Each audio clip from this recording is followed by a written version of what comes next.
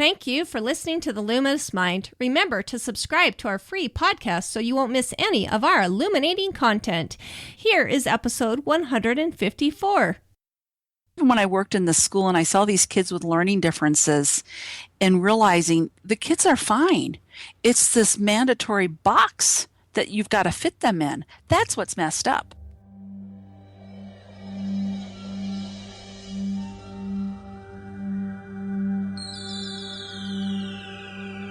Benjamin Franklin once said, "Do not curse the darkness, rather light a candle instead."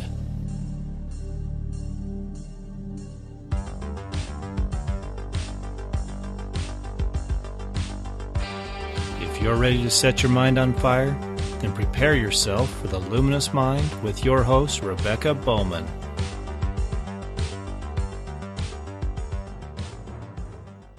Today's fire starter is Theresa Lode. Theresa has worn many hats through the years, but her favorite has been that of home educator.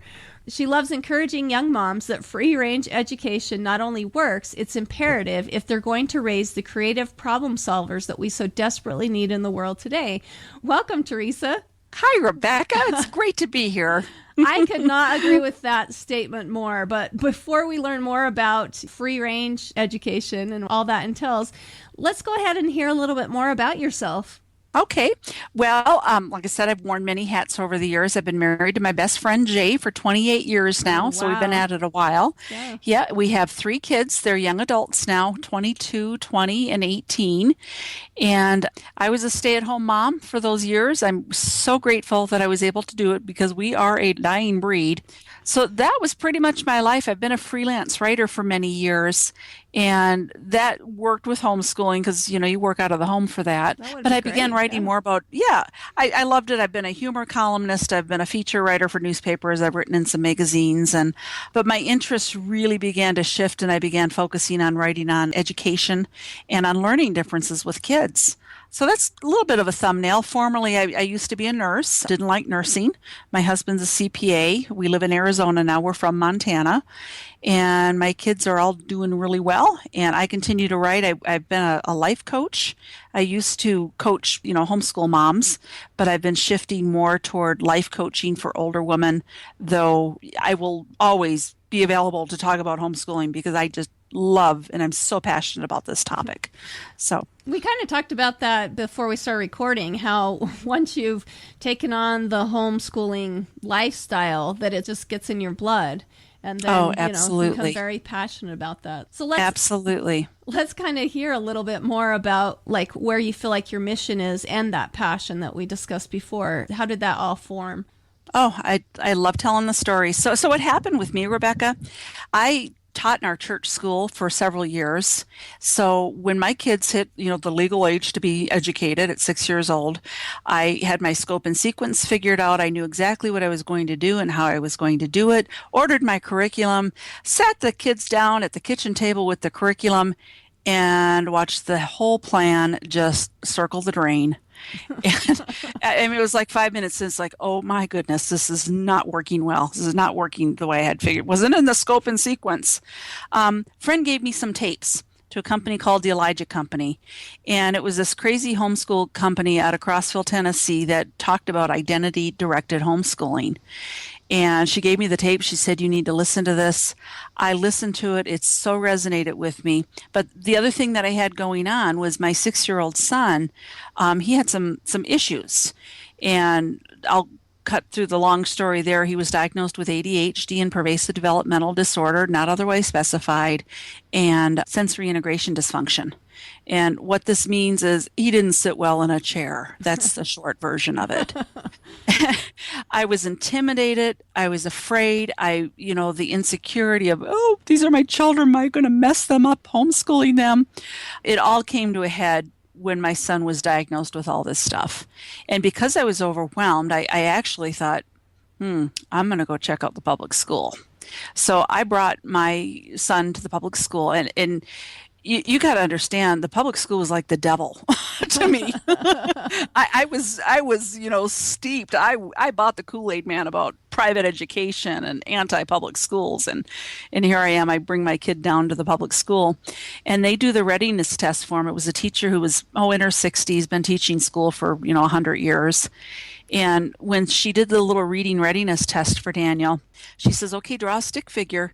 And Daniel starts drawing this picture at the table. Now, this was after we finally got him corralled to sit down long enough to do this. He was more obsessed with the toilet and flushing the toilet was his current obsession at that time. So we get him down to the table, we sit down, and she says, "Okay, draw me a picture, Daniel." And Daniel starts with this little squiggly line. He starts and continues to give this running monologue. This is where you chew your food, and this is where the saliva begins to break down digestion. And then the food goes down into the esophagus, where it goes into the stomach. And this kid's giving this narrative of the human GI tract, Wow. complete with the proper terms, and then he puts a dot on the paper and he says, "And this is where the poop comes out." Oh, wow. And the teacher looked at me, and I still have the paper. She put a line through the paper, and she said, "I have been teaching school for, I think it was like 40 years. I have never told this to a parent, but if I were you, I would homeschool this child." Wow. And I thought, okay, I got the message from God himself that I needed to homeschool, even though I was tired. And even though, You're scared, obviously. very Yeah. scared, especially because up to that point, we had consulted with, a developmental pediatrician, with a neurologist, with, a whole host of very important people with lots of initials after their names.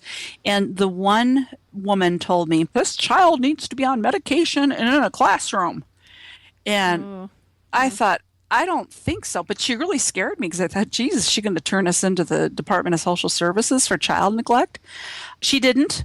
And I came home, and that set me on a new journey to begin looking at what was education and what did that look like, and even reframing these titles that were bequeathed on my son and rejecting them and realizing that this is all a pack of lies. There's nothing wrong with this child. This is not a pathology. He's wired differently. He needs a different approach for education.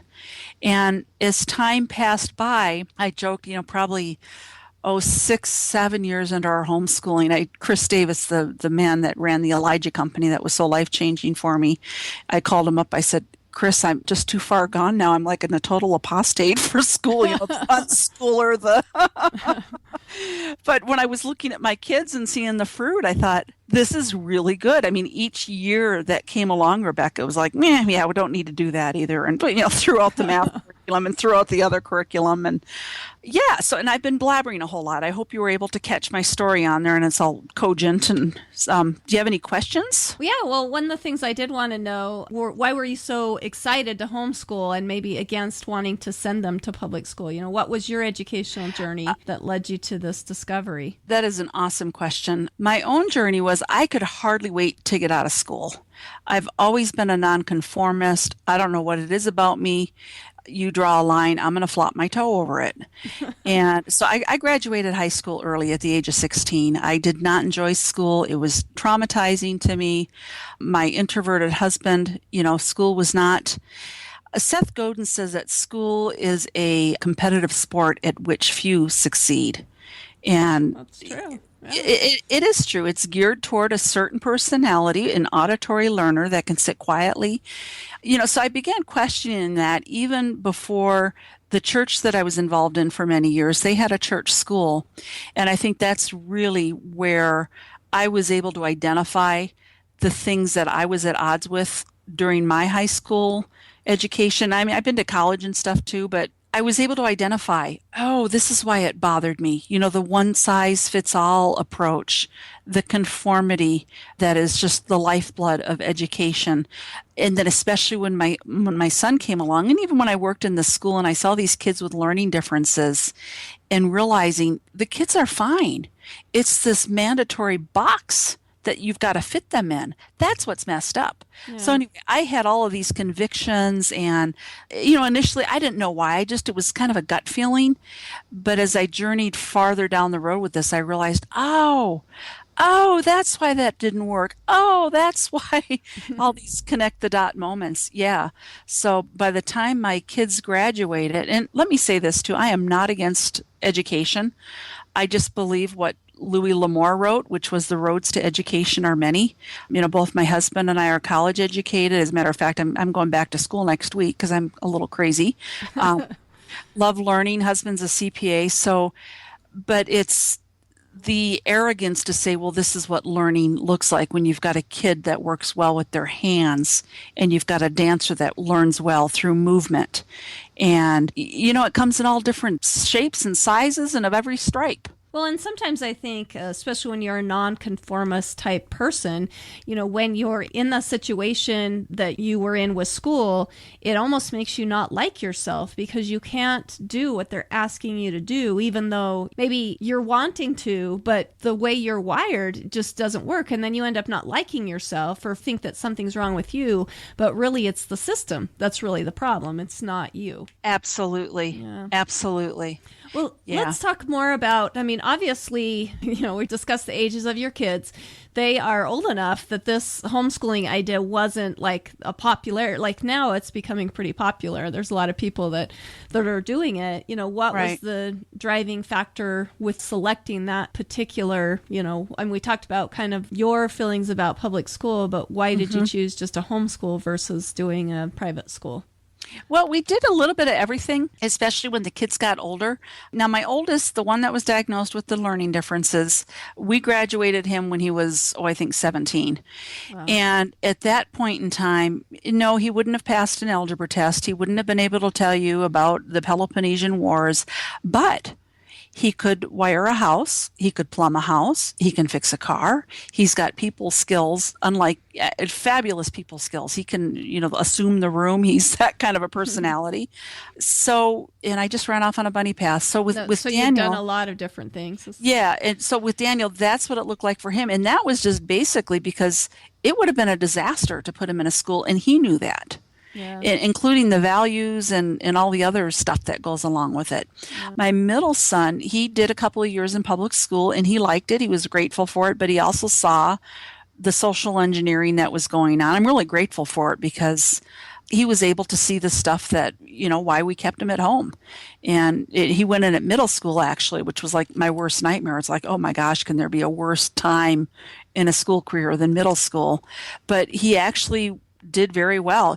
So as they got older, I gave the kids more autonomy, and, people would always ask me when they found out we homeschool, are you always going to homeschool? It's like, no, we'll take it year by year and see where we're at. Because I think sometimes there can almost be an arrogance with some people. Well, we're just going to homeschool and that's the way it is. And it's like, your kid doesn't seem real happy. I hope that works out okay for you. And then my middle, actually, Molly's my middle one. She's my 20-year-old who's actually in college right now studying electrical engineering. And for her, it was a mix mash of, we did a little bit of charter school, did a little bit of private school with her. But really the best fit for her was she ended up taking her GED and we gave her a homeschool diploma. And that worked out best for her because for her, academically, she was really sharp in doing this stuff. But the social environment was, she's an introvert, she's a thinker. And the whole school environment was just so overwhelming for her. So that's kind of, these weren't really decisions that Jay and I put our foot down and said, this is what we're doing. As the kids got older, it's like, okay, what do we need to do this year? Now, I'm happy to say they're all graduated now and all doing really well. Great. Well, and let's talk about how you feel like that paradigm of that educational philosophy changed, because it sounded like, at first maybe you were a little more rigid with how you felt about stuff, and then that's changed. But kind of give me an overall perspective of how you feel like your philosophy has changed, the paradigm. A huge thing that happened was when we were getting Daniel diagnosed and consulting, the occupational therapist and these fancy doctors. One thing that they said was wrong was he had a fine motor dysfunction. And I remember going, are you kidding me? This kid took the smallest screwdriver we had in the house and went around and removed all the outlet covers in the house. Wow. And you're telling me, based upon this 30-minute assessment in your hospital office, that this child has a fine motor dysfunction. And that was a real paradigm shift for me then, because I realized even the best of experts, no matter how well informed they are, it's not the whole picture. Yeah. So I had to pull back my lens and look at the bigger picture of how we look at education. I read all the standard books on homeschooling, like How They Learn. I read that book. I read all of the John Taylor Gatto books. I read John Holt. I read Sally Clarkson, just wonderful people so it was really an evolution of sorts for me. But it definitely started with these very clear moments, the pediatrician telling me I needed to put this child in school, the OT telling me that he had a fine motor dysfunction. So it really just grew through my own education, and then also gaining courage with my kids in realizing, hey, they really do learn. This whole construct that school is for learning. And I began to see more and more, get out of the way and give the kids more room to explore their interests. And what I saw coming out was, my youngest obsessively watching movies on the galaxy and lectures by Neil deGrasse Tyson. And I saw my daughter throwing herself into dance more and piano and reading books. And then my oldest son, I've already told you about him. But this took place over many years because there is that, as rogue as I like to think I am, I'm still a people pleaser. I was still raised in the system. I still had my insecurities. I think homeschool moms, that's a really hard thing that they struggle with regularly, is insecurity. When I've talked to moms, the question is, how do I know I'm doing enough? And all these questions that really point to just fear. Yeah. Definitely. Yeah, so it did not happen overnight, Rebecca. I'd like to say it was. And you can read my book now and it will fix your fears and no, it's very much an evolution. And there's no right way, there's no wrong way. It's what works for your family, who are your children, what do the relationships look like. Yeah. Well, and I keep thinking back of, how he was diagnosed with this problem, as how I guess they saw that. But and you were scared to homeschool, but really that probably was the absolute best for him. I mean, luckily that teacher confirmed that for you. Absolutely. Because you did have that fear. I mean, even though, you want to be outside the box when your kids aren't like conforming to kind of this Pollyannish look of what homeschooling should look like. Man. Don't you think that scares us? Yeah. Absolutely. Even though, like I said, the homeschooling was probably exactly what he needed to find those passions and, his own drive. So it really was. And, I look back now and it's like, and the really cool thing is we used mentors a lot, and it was just really cool how that happened. I mean, there's a Chinese proverb that says when the student is ready, the teacher will appear. And each one of my kids have been mentored in some capacity by an expert in the field in which they're interested in. Yeah. So that was certainly a confidence booster. But yeah, it's really scary. And I'll tell you the other thing that's scary. It's not only just the system and this, am I doing enough? The peer group of the homeschool circle, it can be very intimidating. When you see this quote unquote perfect homeschool mom, wearing her, I don't know, do they wear denim skirts anymore? I mean, that was a thing back in the 90s, were the denim skirts and in the 80s, I know. But you'd see the perfect homeschool moms and their children are playing, a concerto in one hand while they're doing something else extraordinary in the other. And, they're learning Greek and Hebrew. And it's... Yeah. I'm here to tell you that mom's going to have health issues. I'm just saying. That's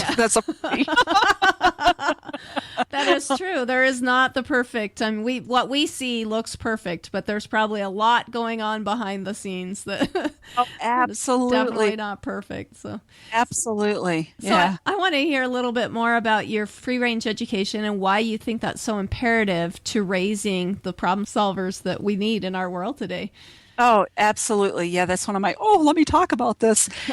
It is so important, Rebecca, because what we need now in this day and age that we're living in, the technology, the connectivity that we have, we need creative problem solvers. We do not need people that can follow blindly and be obedient. And we need people that move beyond a dualistic thinking of this is right and this is wrong. We need thinkers that are going to be either or thinkers, and we need thinkers that are able to look at something and see new connections that weren't there before. That is not going to come through our educational model, which continues to move toward this path of standardized testing and conformity. That is a huge disaster. And I mean, if you look at the math and science scores, we are so far down the line, it's not even funny. And who's number one right now? Finland. What does Finland do? It's what they don't do. They don't do standardized tests. The kids have playtime.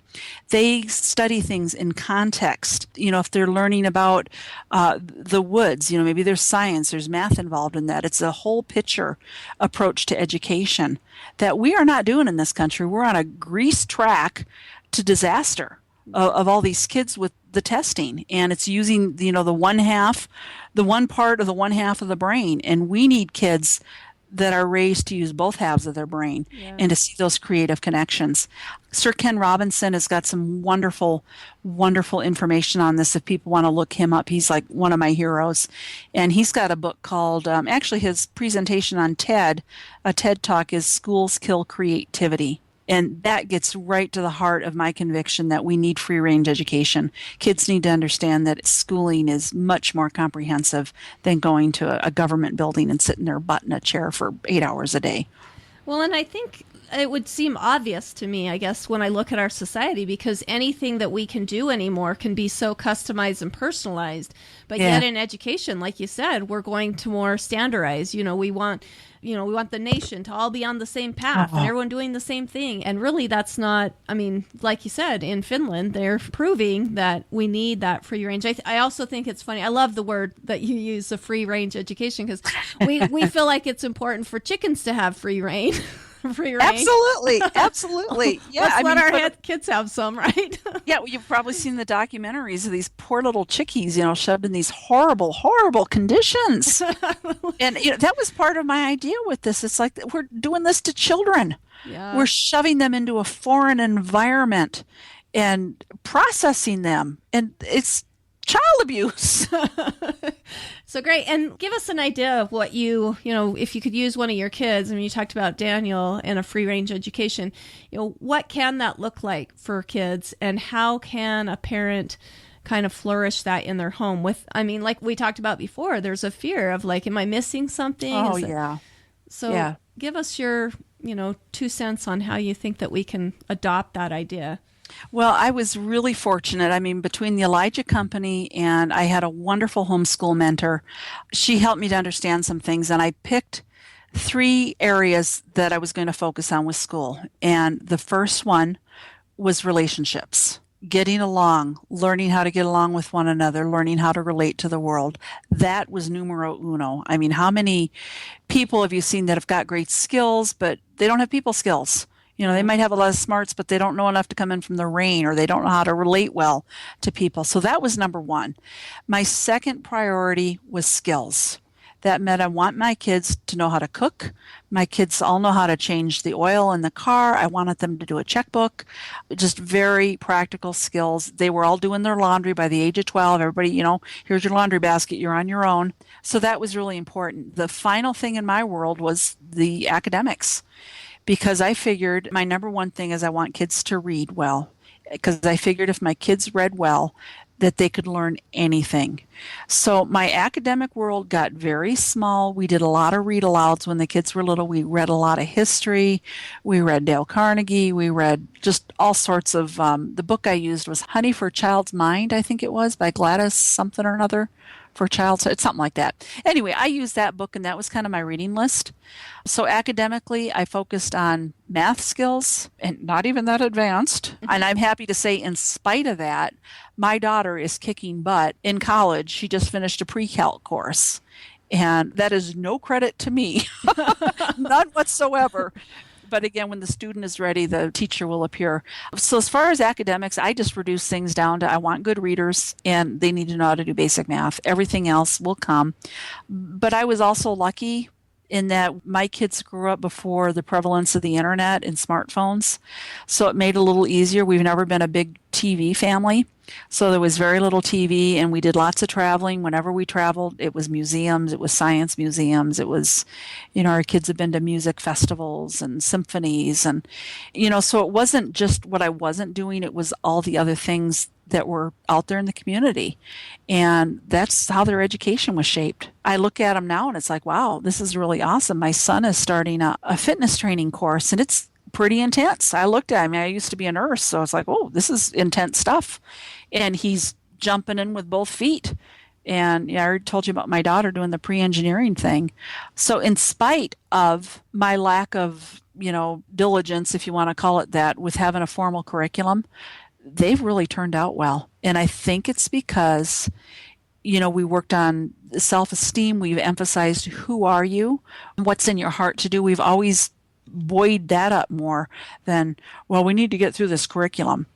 And I think the fruit of that, I'm seeing it now. And I've seen it before. And that was the other thing that encouraged me when my kids were little, because I was able to see, I was far enough into the homeschool thing that, the first generation of serious homeschool parents, their adult kids were doing fabulously. And that was really encouraging to me. Now, when you talk to some of them, they'll tell you, it was like, oh my gosh, God, I hope this works. Yeah, they're biting their nails the whole time.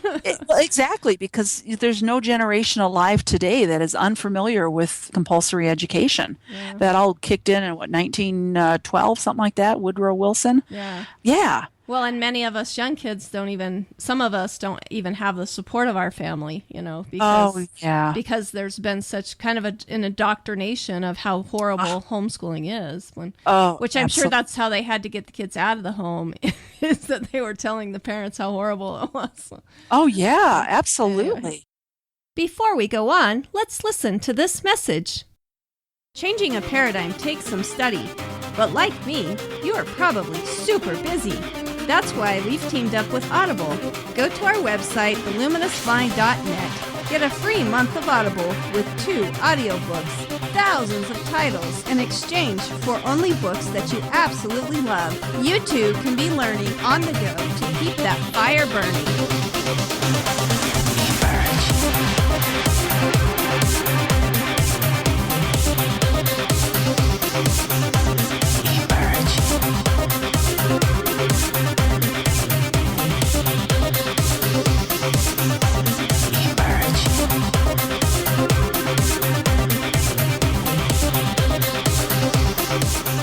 Welcome back to The Luminous Mind with Theresa Lode, teaching us about free-range education. So it sounds like with free-range education, one of the things that you do focus on is really kind of helping them find that love of learning, the love of things that they like to do, and then working those skills around it. Yeah, that's exactly. And you know what?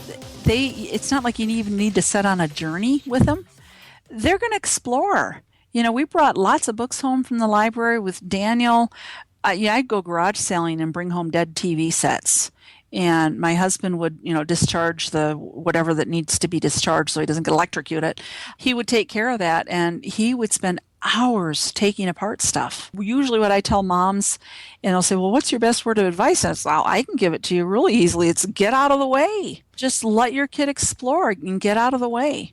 So you basically would see what they were in, because maybe a child can express like, well, I like taking stuff apart. But it sounded like that was something that you could almost observe, because he wouldn't leave anything together. So just kind of observe, what they're gravitating towards. And then as a parent, helping them find the resource. Like you said, the teacher will appear, correct? Yeah. And we had some really cool people in our lives. And, you bring up a really good point, Rebecca, and that we were really worried about my youngest, the now fitness instructor, because it seems like some kids from the moment they're born, and this would be Daniel, it's like, oh my goodness, it's so clear what they're passionate about. Yeah.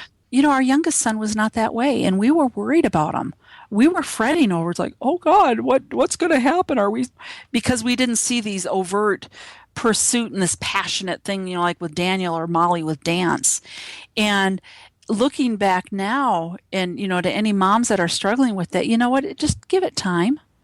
Give it time. Some kids, it just takes a little longer for those things to bubble to the surface. Yeah. And the best thing you can do is just continue to support them and, make sure they're reading lots, make sure they're exercising. These are just real basic things. But don't sweat about it. Don't sweat about it. And if they start out something and they hate it, it's okay that they don't finish the rocket homeschool class that they started. If they're really hating it, that's okay. Something's going to rise to the surface eventually. Now, for my son, it's been this last year that we have been just blown away. It's like, oh my gosh, we've got this amazing fitness instructor who is becoming like one of the favorite instructors at the YMCA. It's just crazy.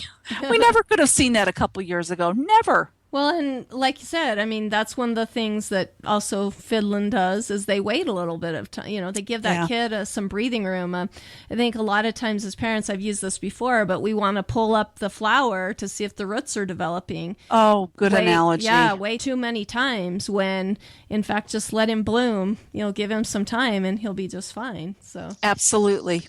Absolutely. I kind of want to talk about your first point of making, good communicators and kids that work well with others. I've talked a lot about on my podcast about socialization and how we've debunked that myth that that's not true, that children that come from home are just as well socialized. But what did you do kind of to create that environment of great communication with your kids? I think just cross-pollinating out in the community. I mean, we had lots of people through our home. We've had people spend the night with us, spend the weekend with us, from, the publisher of The Shack. We got to be friends with him. We've never been shy about meeting people. And we lived in Tennessee for a while, got to be good friends with, a pretty well-known author there and his wife, who were also free-range education people, by the way. And actually, you talked to Ashley. That's what I'm talking about, Ashley Logston. Yeah, so that's sort of a trust journey because that can be another area of fear that, the socialization thing is just an absolute joke. Yeah. But still, again, because we are programmed, you have that fear. So I think for us, again, it was another evolution of just trusting and learning to trust that the journey's going to unfold and the right kind of people are going to cross your path at the right time. And looking back now, you can't make this stuff up.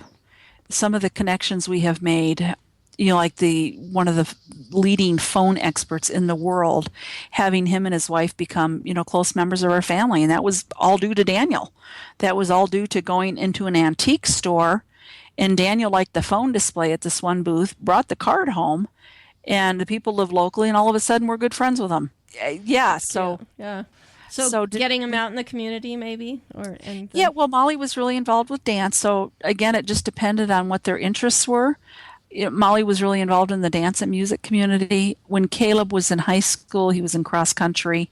I'm trying to think of some of the other things that we did. We were involved we like bluegrass music, so we were always going to music festivals. And, yeah, just through the course of life, we did scouting a little bit. That I guess my kids were a little too nonconformist. The fruit doesn't fall far from the tree, I guess. So it's a great program, by the way. I'm not castigating scouting. It's a great program for a lot of kids. But the main thing is just letting your child guide through the interest and then helping him foster those relationships. Maybe not being scared of who you're. Okay. Right. Awesome. Yeah. Well, we talked about, fear and some of those things, but do you feel like there's other obstacles that maybe you faced and things that you learned from that? I think fear is the hugest. But the thing about fear, Rebecca, it's a man of 1,000 faces. It shows up in the "am I doing enough" question. It shows up in the screaming hissy fit at the kids because they're not paying attention to their math. It shows up in the subtle comparisons that we do to other kids and other homeschool families. It shows up in the looking at the college and anxiety. It just shows up in so many ways. So I'm just going to say fear. And what flavor of fear would you like today? Yeah. Every day it could be different, right? Oh, yeah. When you start tracing the limb into the ground, the root is the same. It's fear. It comes down to fear. And maybe not so much faith in the process of what we're doing, that it's going to be successful. Right. Well, and one of the things that Chris Davis taught me, and I love this. I say it often. You cannot make a mistake. You cannot make a mistake. Whatever you're doing as a homeschool mom, you cannot make a mistake. Now, there may be some consequences that aren't what you wanted, so you make another decision. But it's not a mistake, it's feedback, it's not failure. Oh, yeah. And learning how to reframe that, especially with homeschool moms, because we tend to be really hard on ourselves too. Yeah. Not only do we want to be a good mom, we want to be a good homeschool mom. And that is a burden that is just, it's unrealistic to think you can carry that for 12 years and not have it impact your marriage, your physical health, your relationship with your kids, because it is going to. Yeah. Well, and I think, too, that may be a product of us coming from the public school of how we view failure. I guess, yeah. because sometimes, and we look at either pass or fail, A or F, type Yes. of thing. And instead of seeing like, oh, well, I didn't understand this, why not? And then going back Absolutely. and reviewing that, right? And Yes. so that's great. Well, let's talk about, sure we've talked a lot about your own children, but what other successes have you seen with people that choose to take on this lifestyle? Okay, successes that I've seen. Okay, well, you get on Facebook and it's pretty amazing what crosses your feed on there. Be it the young lady who was world schooled, traveled all around the world with her parents and speaks, 4 languages, including Mandarin Chinese. Wow. There's artists. I understand one of the Olympic gymnasts that she was homeschooled.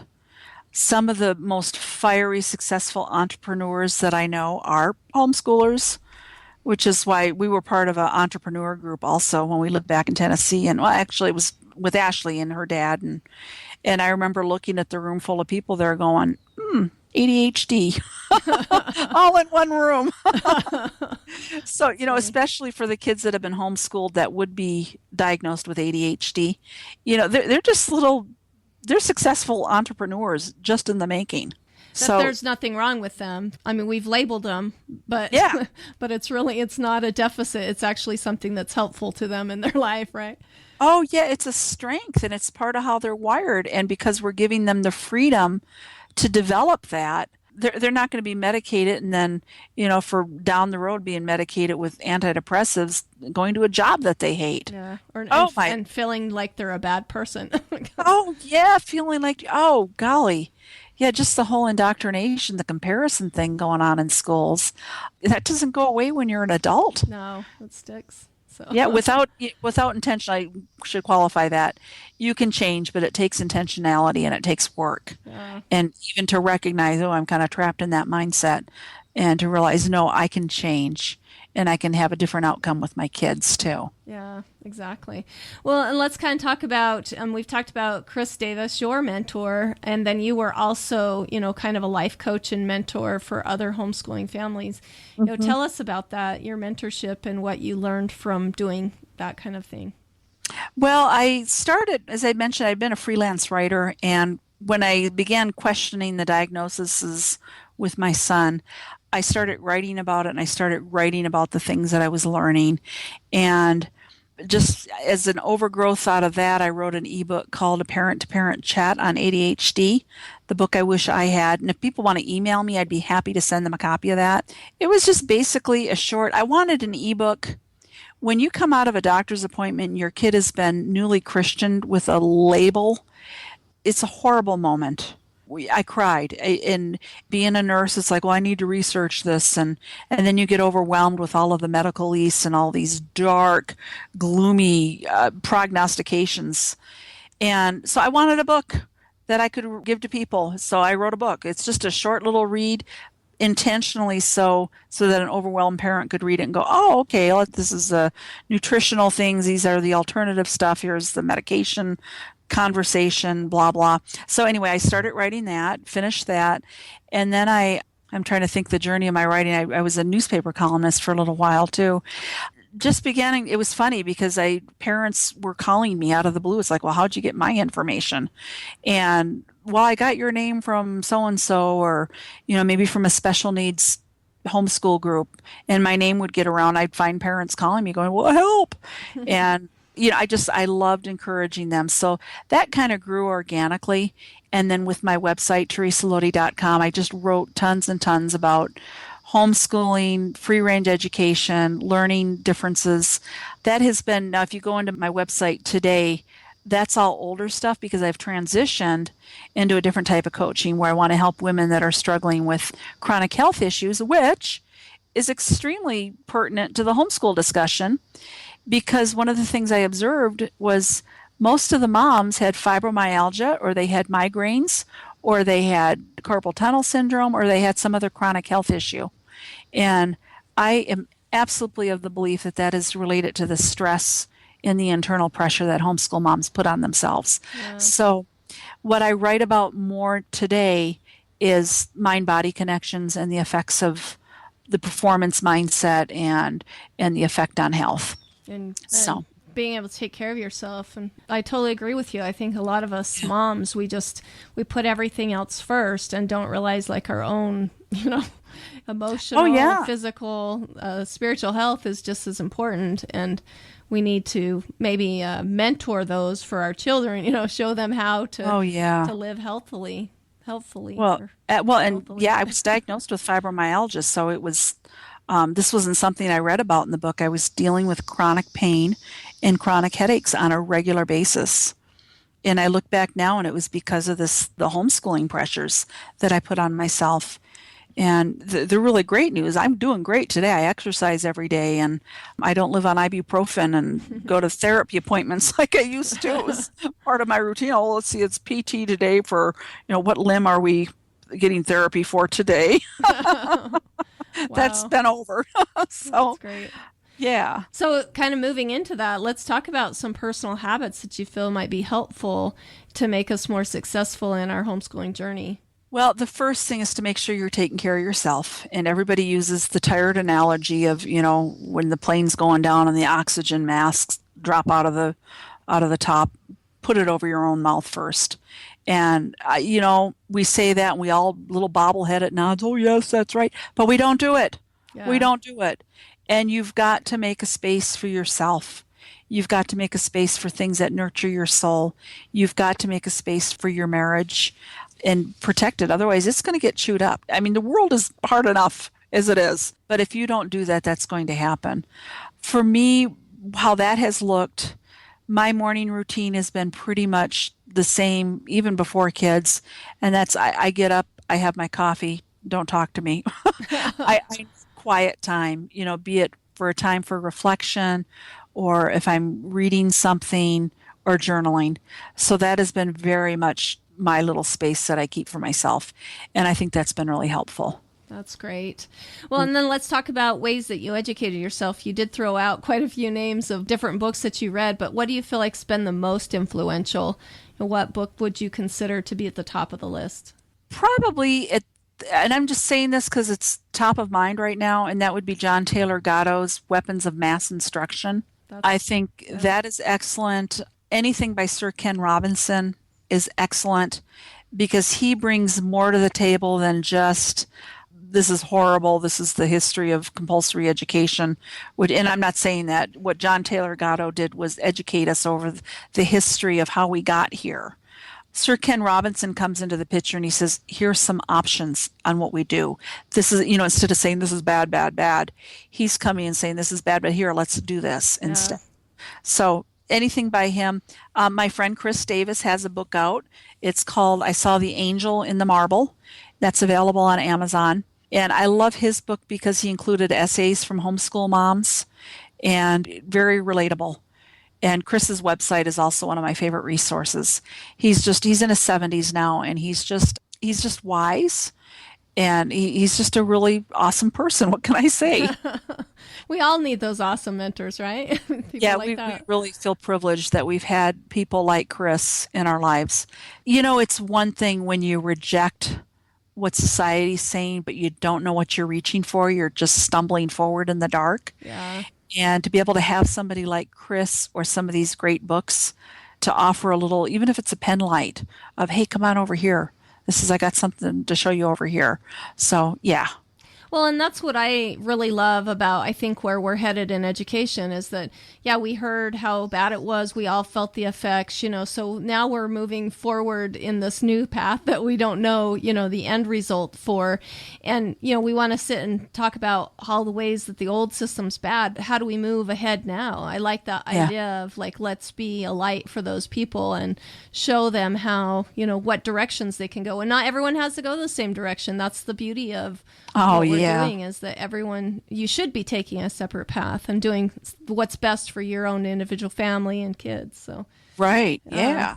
Well, let's talk about the legacy that you want to leave. Right now you're helping moms and taking care of themselves, but let's talk about that, and then give us your final parting words of advice of what you think that can be. Parting words of advice and my legacy. Well, I guess for my legacy, I just love encouraging people. So that's what I focus on. If I can encourage, because, disclaimer, it encourages me too. So it's not entirely altruistic. I found that when you encourage somebody, that encouragement comes back around 10 times fold or tenfold. Yeah, it does. So what would I tell to people? I could give you all sorts of tidbits on, use a routine, not a schedule, keep a big picture in mind. Stephen Covey, begin with the end. I could flip off all that stuff. But I think probably the biggest thing that I would encourage women to do, and that's be silent and just dial into the wisdom that's in your heart. It's there. Those things that you're tearing your hair out that you can't figure out, you've got more wisdom, Mom, than you realize. You really do. And it's within you. And sure, books might help you, but they're just going to awaken what's already inside your own heart. So trust yourself and trust that inner wisdom. I think would be my parting words. Well, and, we talked about how when the teacher or when the student is ready, the teacher will appear. And that's even for us parents, we use that with our children, but we can have that inspiration for our own lives as well. So, I'm 52 and it never stops. The learning never stops. And I wouldn't trade it for anything. Sometimes it's painful. But yeah, you just never, the self-discovery journey that you're on and learning to frame it as the gift that it really is. And it truly is. It's a gift. It's a gift to be here. Just to be here is enough. And you have enough. That's wonderful. Wonderful way to end it. But before we end it, do you want to give us your contact information of how we can get in touch with you? Absolutely. My website is theresalode.com, TheresaLode.com. And they can either contact me through the website, that always works, or they can shoot me an email if they'd like one of my ebooks. I've got the one on ADHD and another one on kind of Irma Bombecky stuff. And if they want to get notification for when I finally finish the free range ed book, they can shoot me an email at TheresaLode81. That's TheresaLode 81 at gmail.com. That's great. Okay, again, it's TheresaLode81 at gmail.com. And we'll be sure to also be able to link all that information up on our website that we discussed today, including all the books resources like that she mentioned. But Theresa, it has been an absolute delight having you on. So thank you so much for coming on and joining us and helping us light our minds on fire. Oh, Rebecca, the pleasure has been all mine. Thank you so very much for what you're doing. This is so important. Thank you for listening to The Luminous Mind. To learn more about Theresa Lode, go to our show notes at theluminousmind.net.